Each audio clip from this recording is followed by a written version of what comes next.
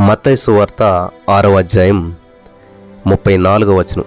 రేపటిని గురించి చింతింపకుడి, రేపటి దినము దాని సంగతులను గూర్చి చింతించును, ఏ నాటికీడు ఆ నాటికి చాలును. స్తోత్రం దేవా సర్వోన్నతుడా, ఈ సమయంలో ఈ యొక్క వాక్యపు వెలుగులో మమ్మల్ని అందరం నడిపించమని, విత్తబడిచిన వాక్యం వ్యర్థం కాకుండా ప్రతి హృదయంలో నాటబడి దేవా నూరంతల పంట ప్రతి వారు అనుభవించినట్లు సహాయించమని యేసు నామములో ప్రార్థించి నమ్మి పొందుకుని ఉన్న మా పరమ తండ్రి, ఆమేన్. జాగ్రత్తగా వినాలి ప్రియులారా. ఇక్కడ మనం ఎంత వాక్యం విన్నా కానీ లోకానుసారంగా జీవిస్తాం, లోకానుసారంగా మాట్లాడుతుంటుంటాం. ఎందుకంటే సమస్యలనే ఫోకస్ చేస్తాం ఎప్పుడు కూడా. మన దృష్టి అంతా ఎంత ఉంది, నాకు ఇంత సమస్య ఉంది, ఇంత పెద్ద గొప్పది, ఈ మాటలు మాట్లాడుతుంటారు. ఎందుకంటే వాళ్ళంతా సమస్య మీదే దృష్టించారు కాబట్టి.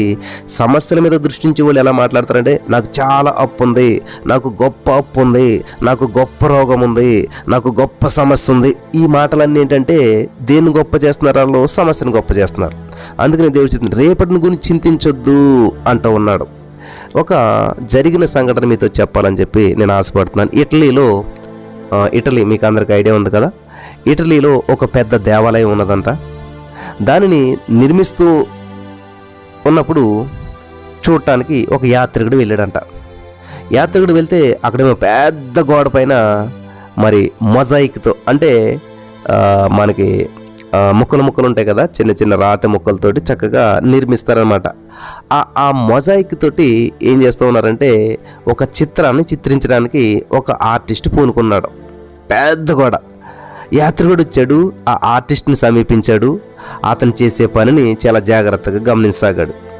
రంగురంగుల పింగాణి ముక్కలు చాలా వేల సంఖ్యలో అక్కడ కుప్పలుగా పోస్తున్నాయి. యాత్రికుడు ఈ రాళ్ళన్నీ ఇక్కడ కుప్పగా ఎందుకు పోశారు అని ఆ ఆర్టిస్ట్ని అడిగాడు.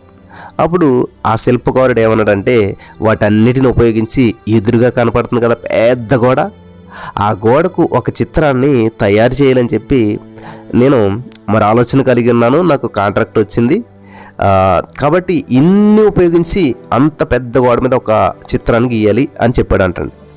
అంత పెద్ద గోడకు మీరు ఒక్కరే ఈ రాళ్ళని అంటించడం ఎన్ని సంవత్సరాలు పడుతుంది, ఎన్ని సంవత్సరాలకు పూర్తవుతుంది అని అడిగాడంట. అప్పుడు ఆ శిల్పి, నేను ఉదయం రాగానే ఏం చేస్తానంటే, ఎంత పెద్ద గోడను చూడండి, నేను ఈరోజు నేను ఎంతవరకు చేయగలుగుతానో అంతవరకు చాకు పీస్తోటి ఒక సర్కిల్ గీసుకుంటాను. ఆ సర్కిల్లో ఈ చిత్రాన్ని ఆల్రెడీ నేను గీచుకుంటాను. ఆ పని చేయగలిగినంత వరకు చాకు పీస్తే ఒక సర్కిల్ గీసాను కదా, ఎంత పని పూర్తి చేయాలో శుద్ధతోటి గీసుకుంటాను. ఆ రోజుకి ఆ పనిని నేనేం చేస్తానంటే తప్పకుండా పూర్తి చేస్తాను. మిగిలిన పని గురించి నేనేం ఆలోచించను, దాని గురించి రేపు ఉదయం వచ్చిన తర్వాత ఆలోచన చేస్తాను. కాబట్టి ఏ రోజు శుద్ధతో గీసుకున్నటువంటి ప్రదేశాన్ని మాత్రం ఈరోజు ఖచ్చితంగా పూర్తి చేస్తాను. నేను ఏ రోజు శుద్ధతో గీసుకున్నానో ఆ రోజు పని మాత్రం పూర్తి చేసి వెళ్తాను. నేను దానిలో ఏ రంగు పింగాణి ముక్కలు అంటించాలో ఆ రోజు నిర్ణయించుకొని జాగ్రత్తగా నా పని పూర్తి చేస్తాను. ఏ రోజు పని ఆ రోజే చేస్తాను, రేపటి గురించి ఈరోజు ఆలోచించను అన్నాడంట ఆ యొక్క శిల్పకారుడు. ఇది జీవిత పాఠం, గమనించాలి. ఎందుకంటే ఈ చిత్రానంతా చూసి నేను ఎలా గీయాలని ఆలోచించుకుంటే అవ్వదు. ఈరోజు ఇదిగో ఈ చేతికి సంబంధించినటువంటివన్నీ కూడా అతకాలి. ఈ చెయ్యి అయిపోయింది, రేపు మరి ఆ యొక్క ముఖం, ఎల్లుండు, అలా ఇలా ఒక్కో రోజుకో పార్ట్ చెప్పిన నేను చేసేసరికి కొన్ని రోజులకి అది కంప్లీట్ అయిపోద్ది. అందుకని ఒకే రోజు ఆ మనిషిని అంతటిని చూసి, ఆ చిత్రాన్ని అంతా చూసి నేను చేయాలంటే ఇంపాసిబుల్. నేను ఎప్పటికీ చేయలేను, నా మనసు పనిచేయదు, నా శక్తి సరిపోదు, నేను చేయలేను అని చెప్పాడంట.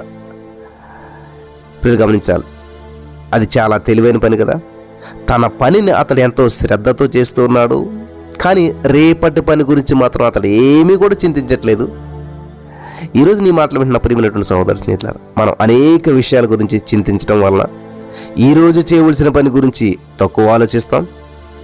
కాబట్టి యేసు ప్రభువు వారు చెప్పినట్లు, ఏ నాటికి ఆ నాటికి చాలు, ఏ నాటి పని ఆ నాటికి చాలు.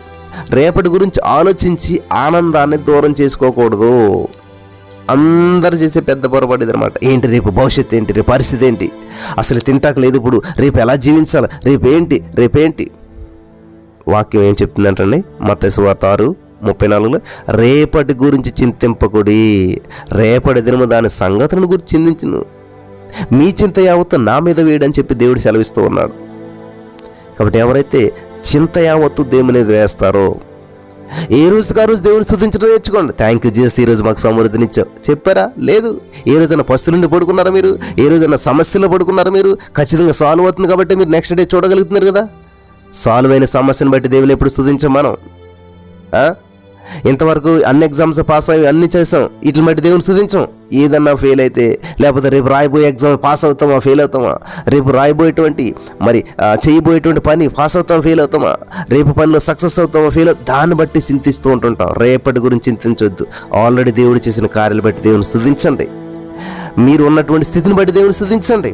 అప్పుడు దేవుని యొక్క అద్భుత కార్యాలు మీరు చూడగలుగుతారు. హల్లెలూయా. అటువంటి స్తుతించే మనిషి ఇక్కడ ఉన్న వారికి దేవుడు అనుగ్రహించును గాక. ఆమేన్.